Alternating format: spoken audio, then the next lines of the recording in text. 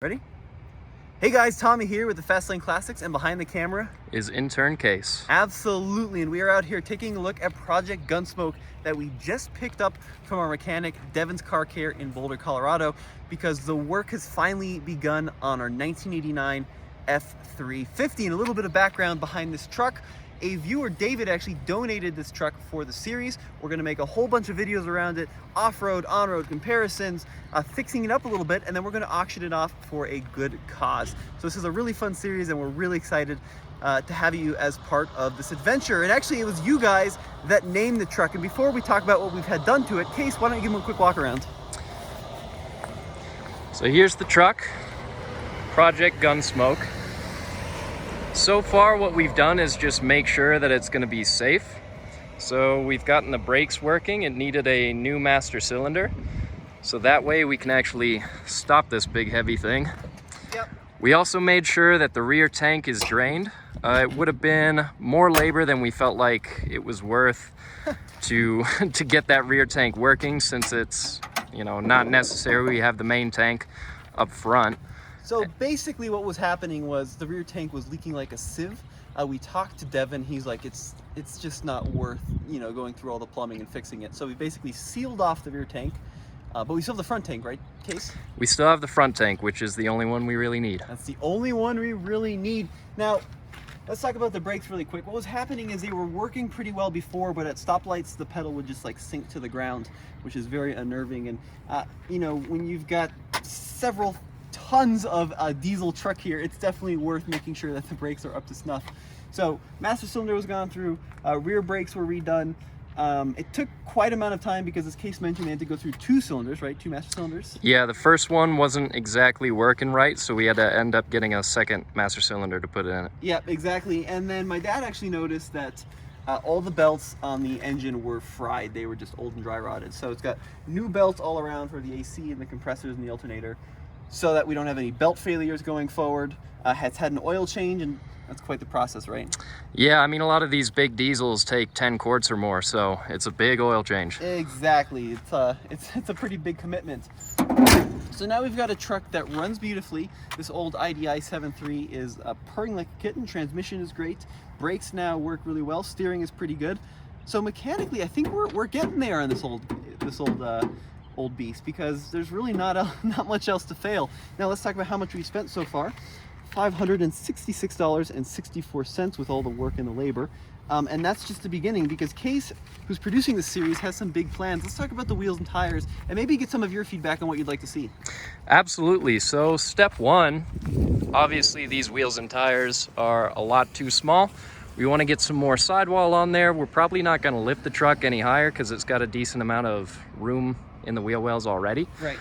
So other than that, it looks like it could use some new shocks. Yep, because so these shocks are covered in surface rust, which by my calculation probably means they're not working all that well. Potentially though, because these old trucks were solid axle front and rear, Dana 60s, right? And then also leaf sprung, the shock is basically just held on by two bolts, and there's nothing else to it. So that should be a pretty easy job, right? Yeah, that'll go in real quick. And then tires, as you mentioned, these Cooper Discoverer tires are ancient. They're starting to dry rot, and they are way too small for the size of this truck. Now, David had mentioned that this truck had been lifted, although after looking at some pictures of 4x4 F-350s online, I'm not so sure about that. Let me know in the comment section below, because a lot of you guys know these trucks really well. Has this truck been lifted? Because frankly, a lot of these old trucks just sat pretty darn high to begin with, the four-wheel drive model. So be curious to see what you think. So wheels and tires for sure, right? Yep. And then we're still kind of on the fence about what to do with this bed, because we frankly don't want to sink. We have a budget of about $2,000, I think it was. 2,500. $2,500, yeah, to put into this truck total. We've used about 560 of that already, getting it mechanically sound. A new bed here on the side is potentially findable on Craigslist. We could also go the flatbed route. Well, Case, why don't you talk to him about it? What do you think we should do? From the research I've done, we have a couple of options. It would be nice if we could find a whole new bed to throw on there. That would be the easiest solution, but that's a big part to try and ship here. So unless we find it close to us or a reasonable way to ship it out, that might be an expensive option. The other way to go is getting new sides for the old bed. So those would have to be welded in. You're saying like what, cut out this whole... Just the panel? whole outside side panel, new skin for that. And we're gonna have to look into how involved that process would be. We might be able to weld it in fairly easily depending on how difficult it is for that to come apart. But if nothing else, there is also the potential to put a flatbed on it. Granted, I don't think the flatbeds look quite as good.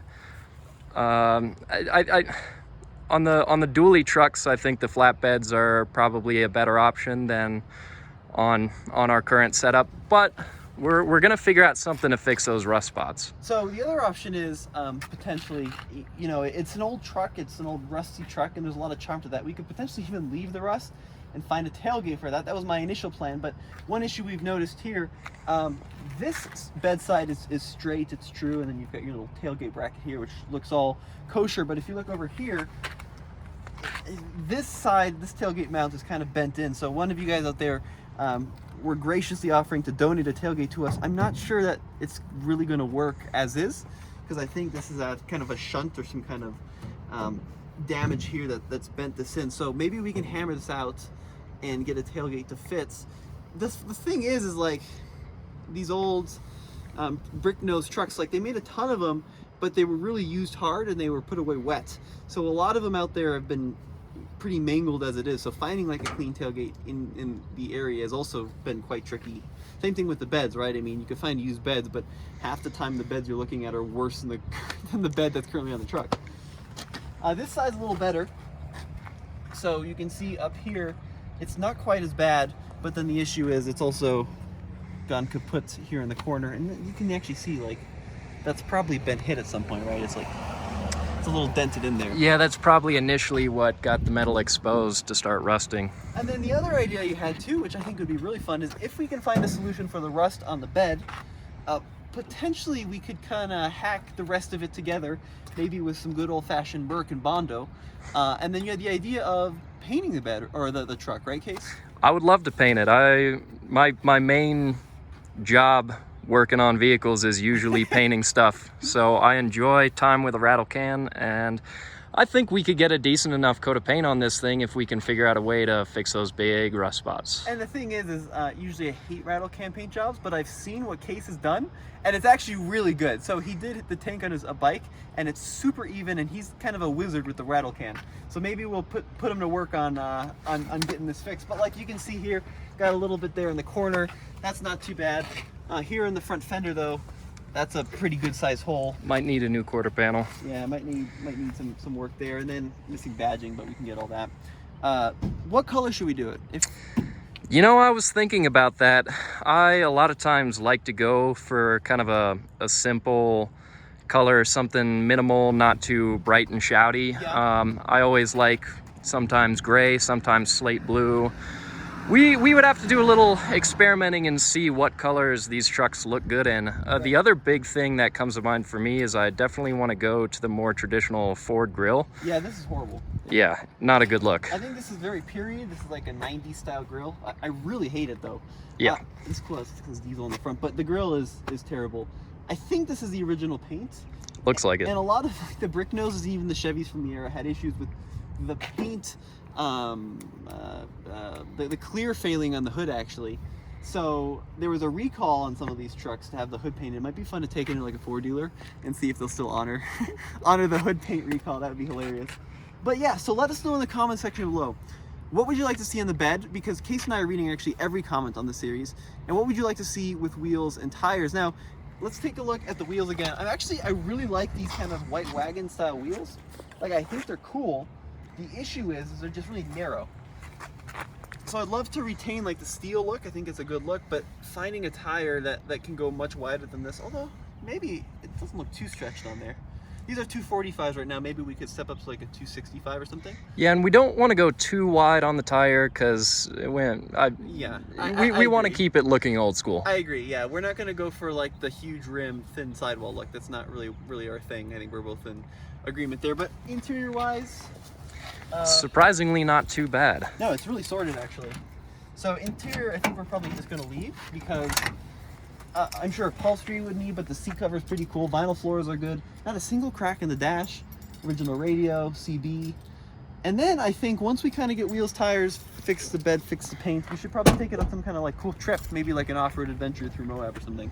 Absolutely. So be sure to stay tuned because we've got a lot of big plans for this truck, comparisons against other trucks, and just a quick update, we're $550 into our $2,500 budgets, and let us know in the comment section below what you want to see, and we'll let you know when we're going to sell it, because one of you guys out there could bring old Gunsmoke back home to you and continue the adventures. Well, as always, this is Tommy. And Case. Head over to TFL Classics because we've got a lot more coming and a lot more cool stuff to see.